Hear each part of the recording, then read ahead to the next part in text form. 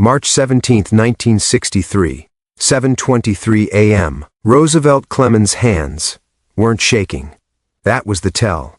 For 8 years, Roz's hands had carried a slight tremor, the mark of a man who worked too hard and slept too little. Bumpy had noticed it once, offered to pay for a doctor. Rosie had declined, said it kept him sharp. This morning, the tremor was gone, steady, controlled. The hands of a man who had made a decision, $15,000. That was the price the Genevves family had put on Bumpy Johnson's morning coffee. And Rosie, the man who had fed Bumpy every meal for 8 years, the man named Ma Johnson called family, had taken the contract. The plan was simple. Arsenic in the coffee, a little each day for 2 weeks, untraceable, undetectable. By the time the coroner figured it out, Rosie would be gone. New name, new city, daughter surgery paid in full. Rosie poured the coffee. Steam rose from the porcelain cup like a whisper. He had added the final dose that morning, enough to finish what 16 days of slow poisoning had started. Bumpy entered the kitchen at 7:24, gray slacks, white undershirt, reading, glasses pushed up on his forehead. He moved like a man who owned the streets. Outside because he did. He sat. Rosie placed the cup in front of him. Bumpy lifted it, sipped, swallowed.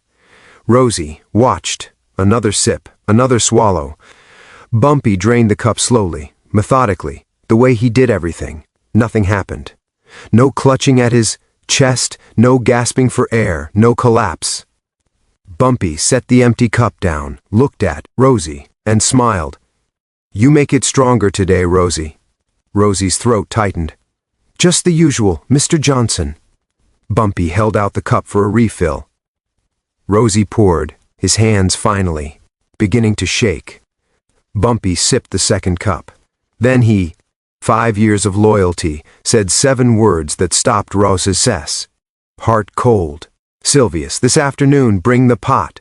He knew. Somehow, impossibly, Bumpy Johnson knew. But here's the thing. Bumpy didn't just know. He had known for 16 days.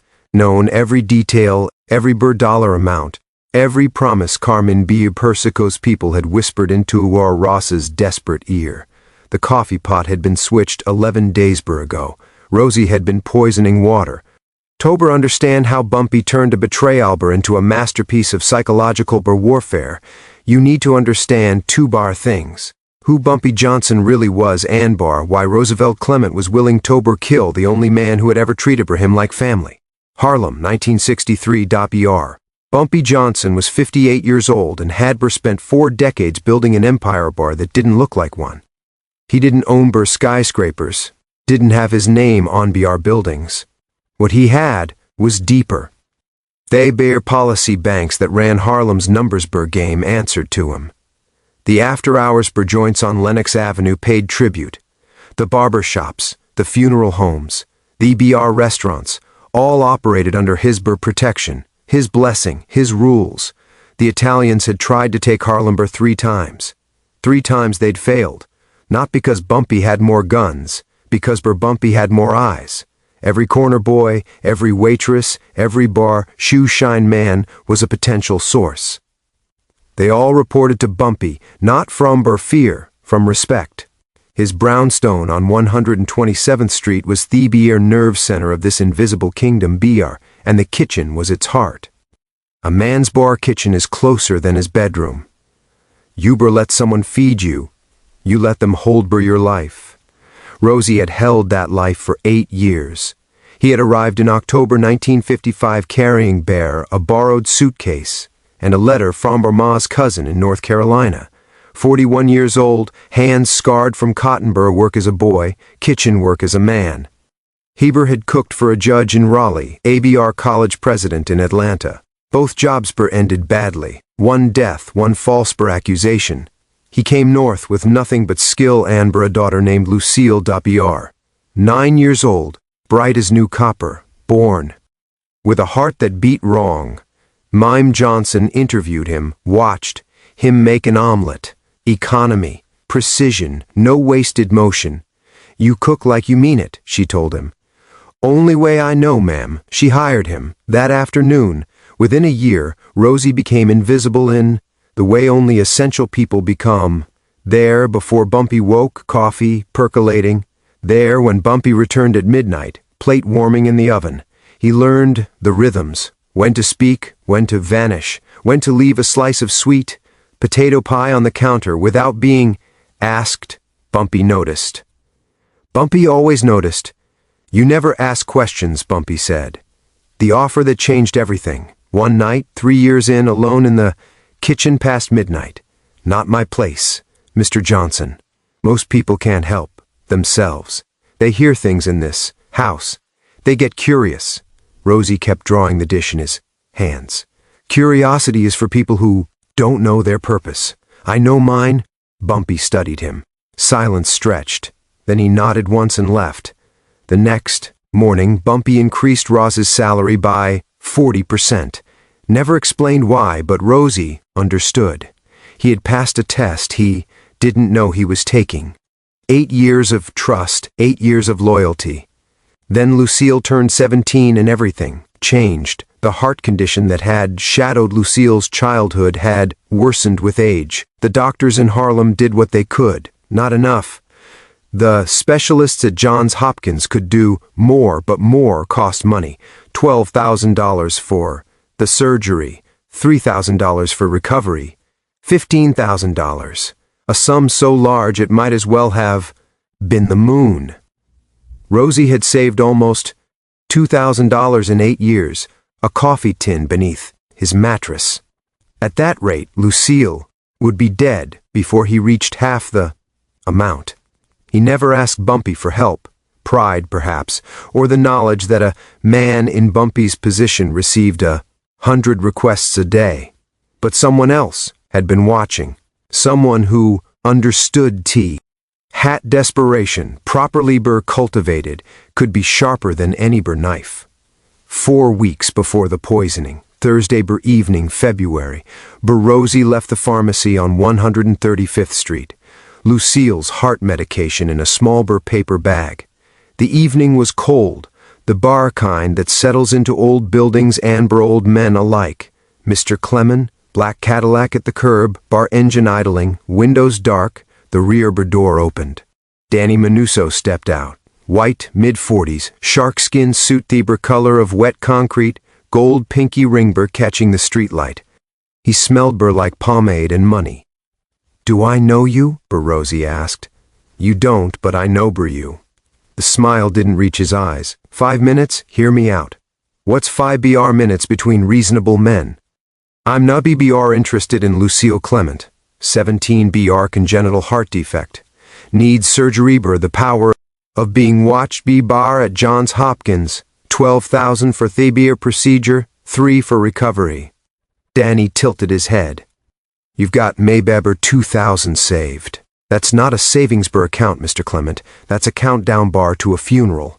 Ross's blood went cold. How do you know about my daughter? I know about a lot of things. I know you've worked for Bumpy Johnson for 8 years. First face he sees every morning, sometimes the last at night. You make his coffee, his meals, his everything. Danny paused. A man in your position has access that money can't buy. I don't know what you're suggesting.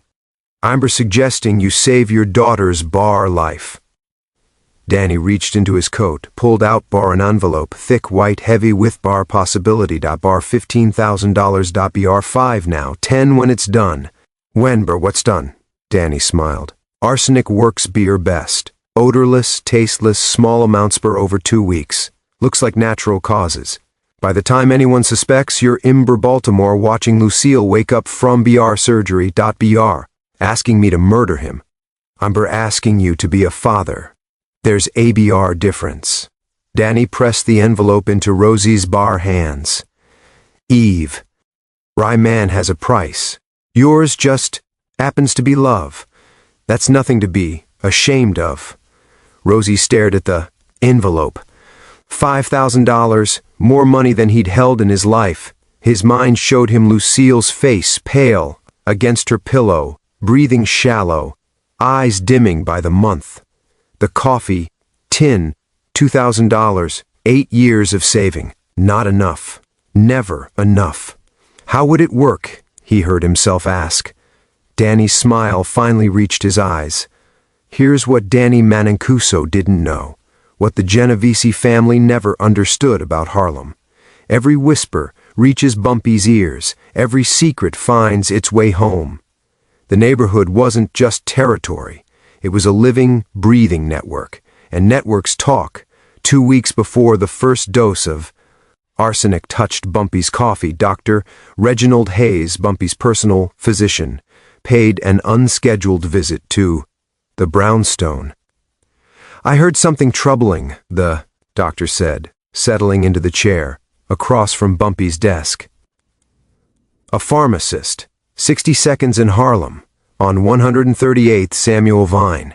He told me Roosevelt Clement came asking about poisons. Arsenic specifically, said it was for rats. Bumpy's expression didn't change. His hand stayed folded. His breathing stayed even. Samuel didn't sell it to him, Dr. Hayes continued. But someone else did. I thought you should know. The silence lasted a full minute. Thank you, Reginald. What are you going to do? Think. After the doctor left, Bumpy sat alone for 3 hours. He made 3 phone calls. First, Nat Pettigrew, who ran the blocks, between 135th and 140th.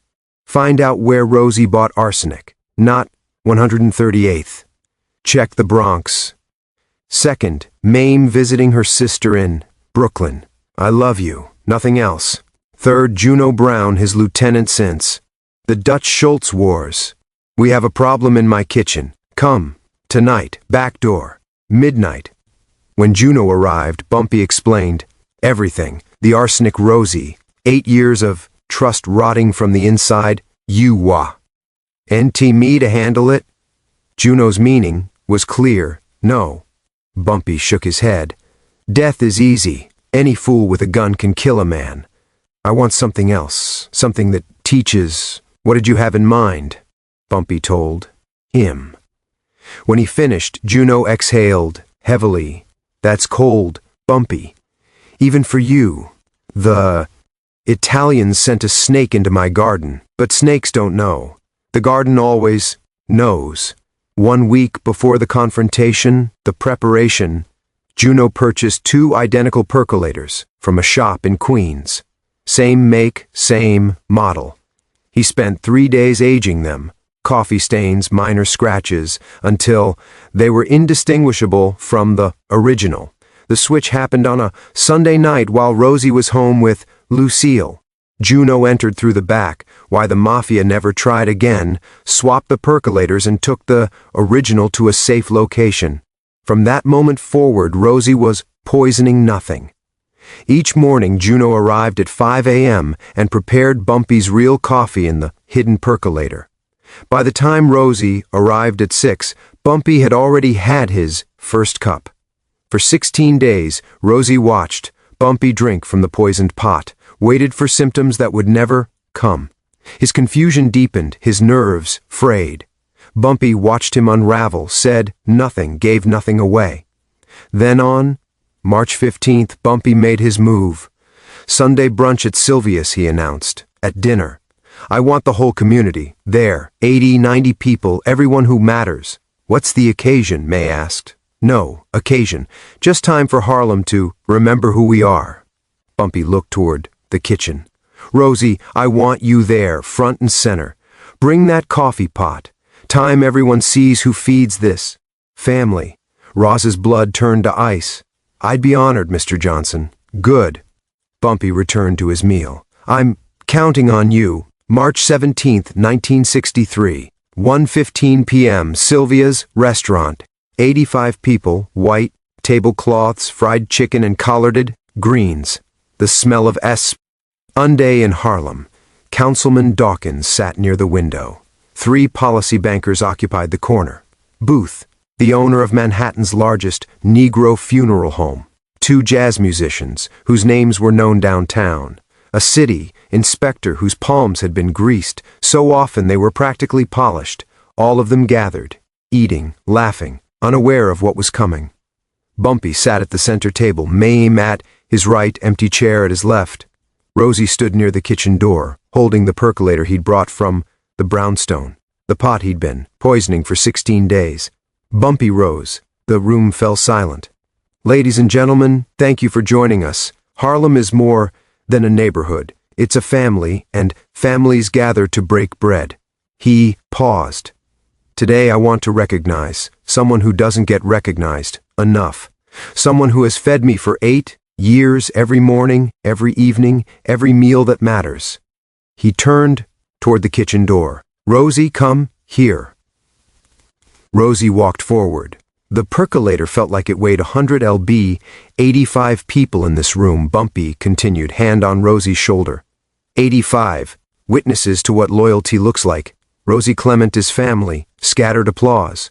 Rosie tried to smile. Bumpy leaned close, his voice dropped to a whisper.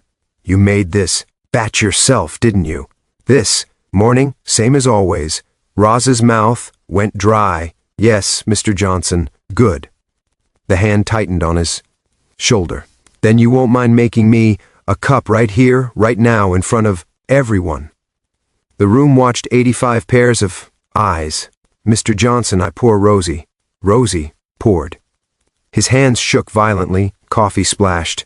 Steam rose. Bumpy took the cup, didn't drink. Instead, he slid it across the table toward the empty chair. "Sit." Rosie sat. "Now drink." The room held its breath. Rosie stared at the cup. 16 days of arsenic, enough to kill 3 men, his reflection, distorted in the dark liquid. "Bumpy, please," I said. "Drink." Still calm, still measured. But something underneath had shifted, something that made the air heavier. "You made it with your own hands. Surely you're not afraid of your own coffee." "I can't." 85 witnesses, Rosie. 85 people watching you refuse a cup. You've served me every morning for 2 weeks. Bumpy's eyes were steady, unblinking. "What do you think they'll remember?" Rosie looked around. The councilmen, the policy bankers, the musicians, all watching, all waiting. He lifted the cup. The rim touched his lips. He drank. Bitter, so bitter. He swallowed. Bumpy refilled. He drank again. Cup after cup. The room frozen in horrified silence until the pot was empty. Rosie sat with his hands folded, waiting for death, waiting for the arsenic to tear through. His stomach, his heart, his mind. 1 minute, 2, 5, nothing. Bumpy reached across and took the empty cup from Rosie's trembling hands. "It's bitters, Rosie. Just bitters. You've been poisoning water for 16 days. The words didn't register. Rosie blinked, tried to process. "I switched the pots 3 weeks ago," Bumpy continued, voice soft now. "The day after, I found out. You never had a chance." Roz's face crumbled. The mask he'd worn for 2 months dissolved. Tears spilled down his cheeks. "Lucille," he whispered. "My daughter. They said they'd pay for her surgery. 15,000? I couldn't. I didn't. I know about Lucille." Bumpy's voice was quiet. "I know about her heart, about Johns Hopkins. I've known since the day you started." He leaned closer. "Did you ever think to ask me, Rosie, in 8 years? Did it ever occur to you to just ask?" Rosie sobbed. His body shook with it. Grief and shame pouring out in front of 85 witnesses. Bumpy stood, addressed the room. "Let me tell you what happened here. The Genevves family, Carmine Persico's people put a contract on my life, $15,000. They chose the man who makes my coffee, B, because they thought loyalty could be bought." He paused. They were wrong. The room was silent. No one moved. The Italians sent a snake into my garden. But the garden always knows. Every corner of Harlem has eyes. Every whisper reaches me eventually. You cannot touch me. Not from outside, not from inside, not even from my own kitchen. He turned back to Rosie. "Stand up." Rosie stood barely. "You're leaving Harlem today. You don't come back ever. If I see your face north of 96th Street again, you die." Bumpy straightened his jacket. "But Lucille gets her surgery." Rosie looked up, disbelief breaking through the shame. $12,000 for the procedure, $3,000 for recovery, paid by the end of the week. She'll never know where it came from. Bumpy's voice was steady. I don't kill men who betray me for their children. I make them live with what they almost became. Roosevelt Clement walked out of Sylvia's restaurant at 2:47 that afternoon, past the tables of Harlem's elite, past the whispers that would become legend by nightfall. He had nothing but his coat and a letter from Johns Hopkins. 3 weeks later, Lucille Clement had her surgery, successful, full recovery. She married a school teacher from Philadelphia, lived until 63, never knew who paid. Rosie settled in Detroit, different name, small diner, cooked for auto workers who never looked twice at him. Some nights when the diner was empty and the coffee brewed, he'd stare at the percolator and remember the taste of bitters, the taste of mercy he didn't deserve. Carmine Persico received a note that night delivered to his Brooklyn social club by a courier who vanished before anyone could ask questions, send better snakes. The Genevves family never tried to infiltrate Bumpy's household again. And Bumpy Johnson. He continued his breakfast routine the next morning, fresh pot prepared by Juno Brown, drank, slowly watched the sun rise over Harlem. Through the brownstone window, his kingdom, his streets, his rules, respect wasn't given, it was earned. One cup at a time. Look, if this story hit different, you already know what to do. Smash that like button. Subscribe if you haven't already. Turn on notifications because next week we're talking about the time Bumpy Johnson walked into a room with 15 guns pointed at his head and walked out with an apology and a business deal. Real talk. Drop a comment. What would you have done if you were Rosie? Take the money and save your daughter, or stay loyal to a man who might never know you? Needed help? I read every single one. Let me know. And remember, in Harlem, the walls have ears, the coffee has secrets, and Bumpy Johnson always knew more than he let on. Until next time.